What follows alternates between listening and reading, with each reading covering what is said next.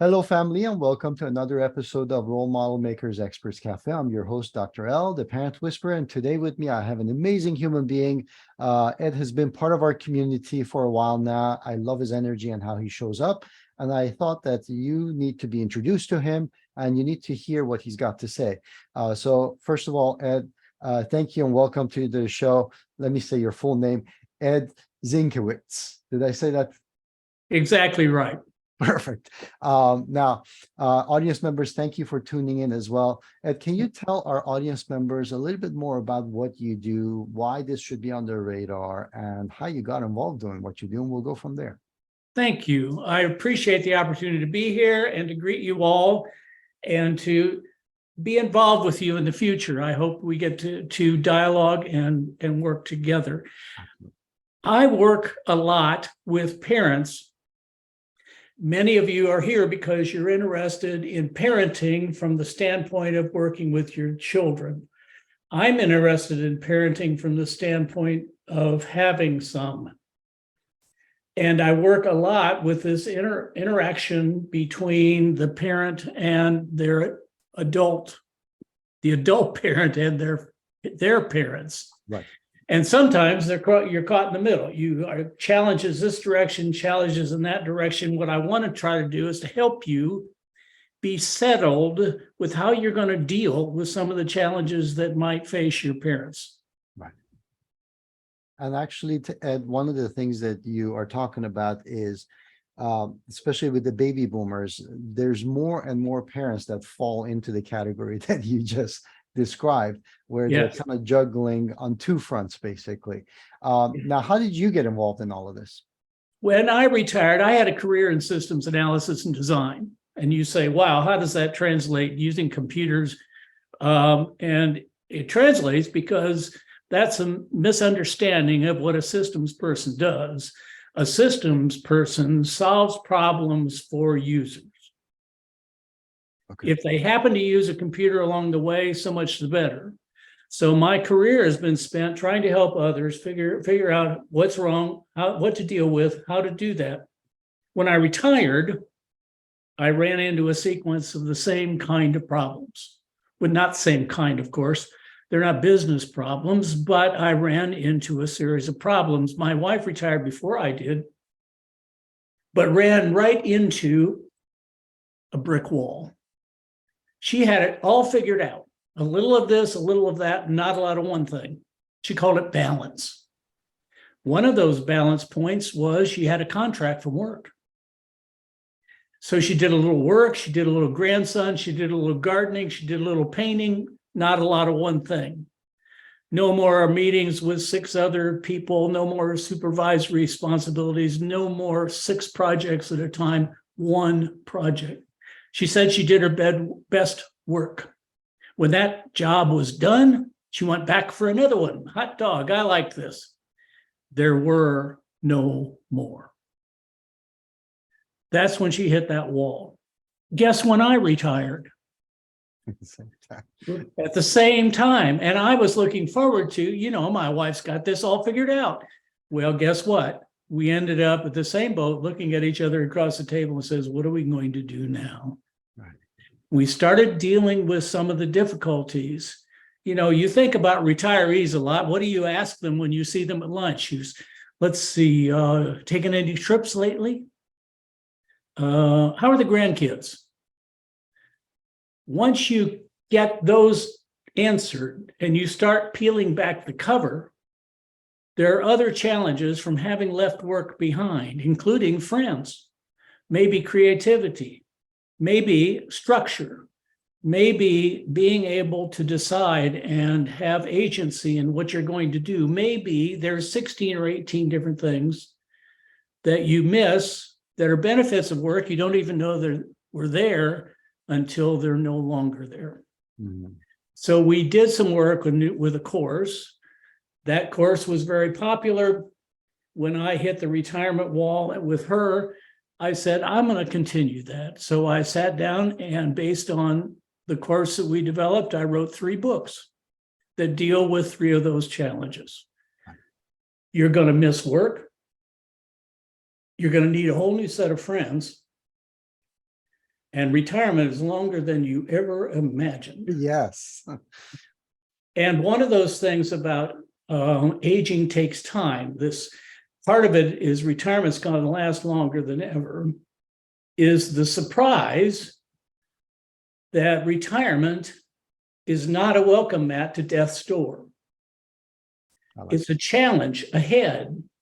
One of those challenges has to do with what I call the fear of aging. Fears of aging. One of those is, I'm going to be a burden to my children. Mm. But before that, I worry that people worry about being incapacitated, unable to do. And guess what? That's both sides of the wheelchair. If you're sitting in the wheelchair, you're looking over your shoulder and say, I never wanted to put my kids in that position. And if you're pushing the wheelchair, you say, wow, I hope I don't have to rely on others this heavily. Mm. Fear of aging. That's number one. Number two is running out of money. Number three is death and dying. And I've developed workshops on all those things. Right now, I'm concentrating on the one about being a burden and also helping you help your parents through the challenges. Right.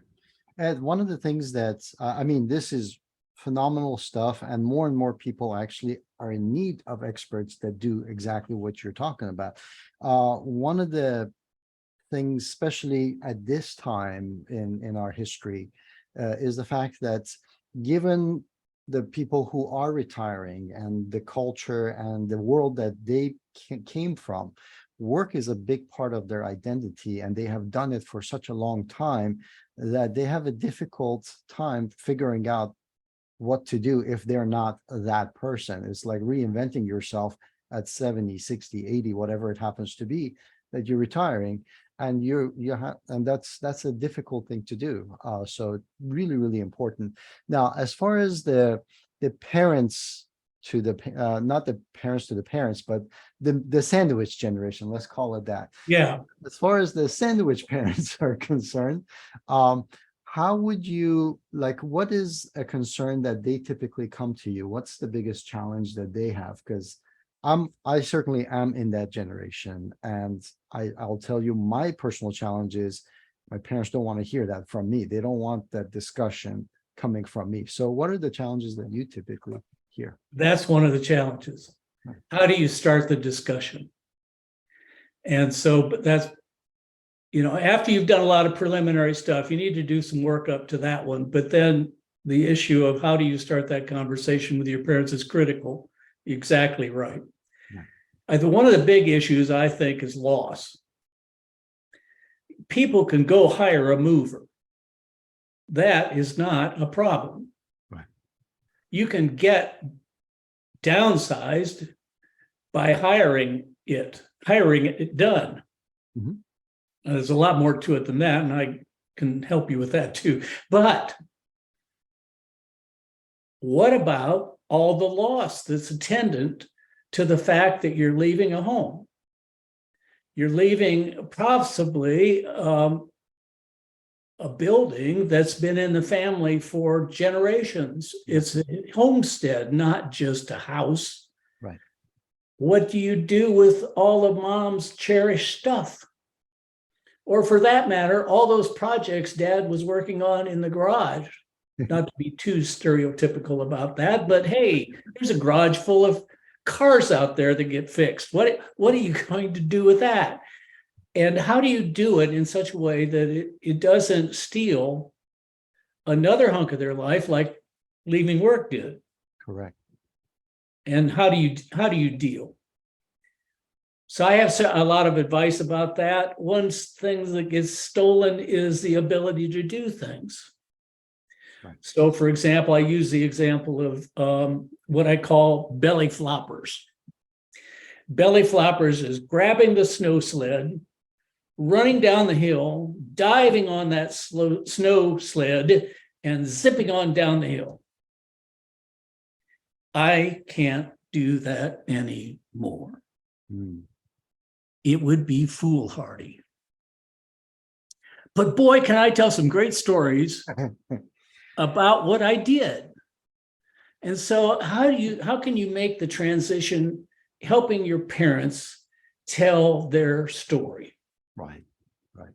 That's significant. Cool. Really cool. I hope you guys are taking notes on this, and hopefully you get to watch this over and over again, because there's lots of gems here.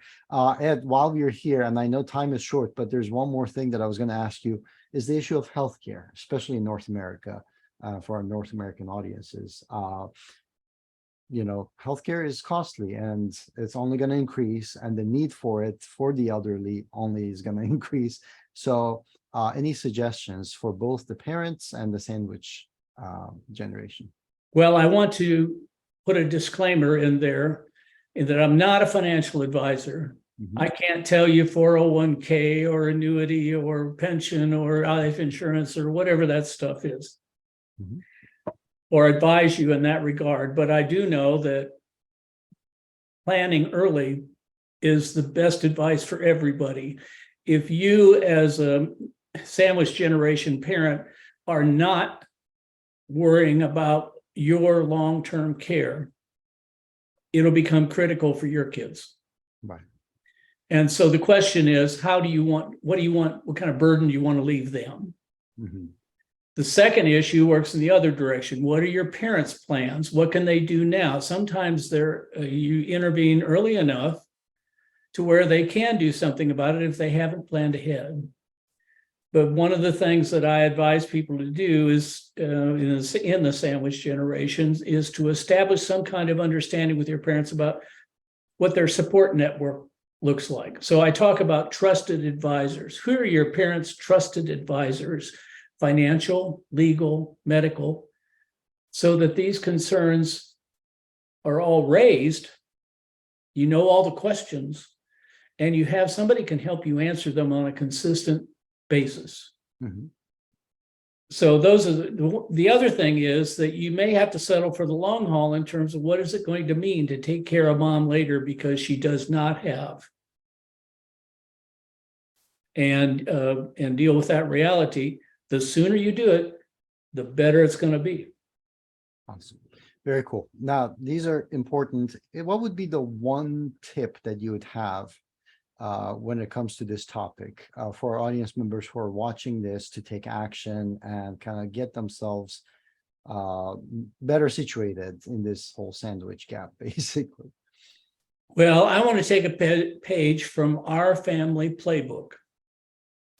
And to say, I've watched this from the outside of other people. We have what we call family dinner. We've done family dinner once a week for decades. Other people have it. They do it for Sunday after church. They do it for Sunday night. They do it for ours called Monday night dinner. It's a chance. My grandson grew up at that table. He learned how to clear the table, set the dishes, enter in conversation with adults, realize that his grandparents are people and you can talk to them. And look, their parents are talking too. Whoa. Try to create a situation where you have that kind of sharing available more frequently. Doesn't have to be weekly. Maybe it's a monthly thing. Establish a seasonal thing. Maybe you rotate Thanksgiving, Easter, and Christmas. So you go to and have an opportunity to visit and tell stories and help each other understand what's going on in each other's lives. Don't be afraid to talk about it. It may seem private to you, but it becomes very much less private if it's critical later. So healthcare and what you're going to do about it might be a sensitive issue. However, it's not going to decrease in sensitivity if your kids find you in the hospital bed and you can't talk about it anymore. Absolutely. Absolutely. Good point. Really good point. Ed, I wish this was like a 5-hour long thing, but there's a reason why we have this, because we wanted to make sure that our parents know this and kind of put this on their radar, not because they want more stuff on their plate, but actually know that there is support out there. So how can people connect with you and find you in the community? You can connect with me through a simple email address, EDZ, that's for Ed Zinkiewicz, EDZ at retire-2.com. Awesome. Retire2.com. That's TO, by the way. Retire to something, not from something. So Got it. All right. Well, audience members, although Ed just gave you the email, I will tell you he has been very generous. He's a very heart-centered individual, and there's tons of value and stuff that he has given me.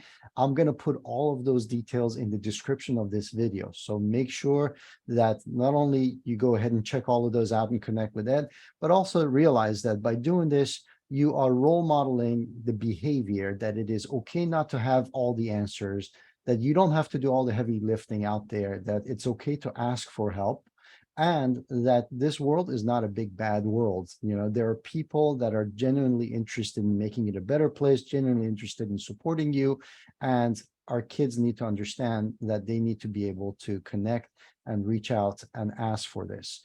We are social creatures, and it is very important for us to role model this behavior for our children. So please go ahead and connect with Ed. Also, make sure that you connected with us as well. So if you haven't already done so, click subscribe so you get notifications of all the experts that come on this channel, share their gifts, their passions, and their expertise with you. And we hope to see you guys on future episodes. Now, before we finish, Ed, any final words for our audience members?